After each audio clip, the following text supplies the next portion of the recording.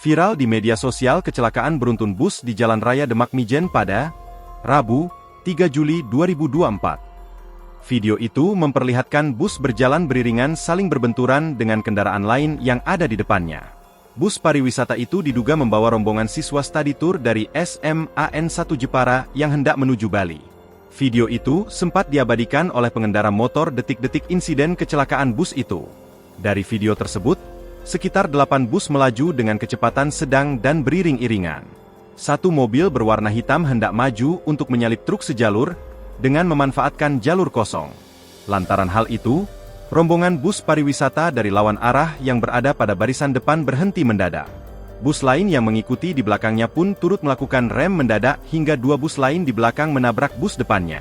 Salah satu bus berwarna biru berhasil lolos dari insiden itu karena langsung mengambil jalan ke arah kiri. Kedua bus tersebut berjalan sama-sama, kebetulan satu PO dari Jepara. Bus yang depan ngerem mendadak jadi bus yang di belakangnya menabrak bus di depannya. Ucap AKP Lingga Ramadhani Kasatlantas Polres Demak saat dihubungi Tribun Jateng, Rabu, 3 Juli 2024. AKP Lingga Ramadhani menegaskan tidak ada korban jiwa dalam insiden itu, hanya kerugian material saja. Untuk laka bus itu, sudah diselesaikan secara kekeluargaan, kebetulan itu, satu PO bus jadi langsung diselesaikan oleh kantornya.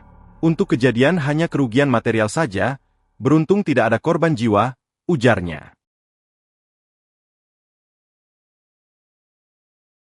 Download Tribun X sekarang, menghadirkan lokal menjadi Indonesia.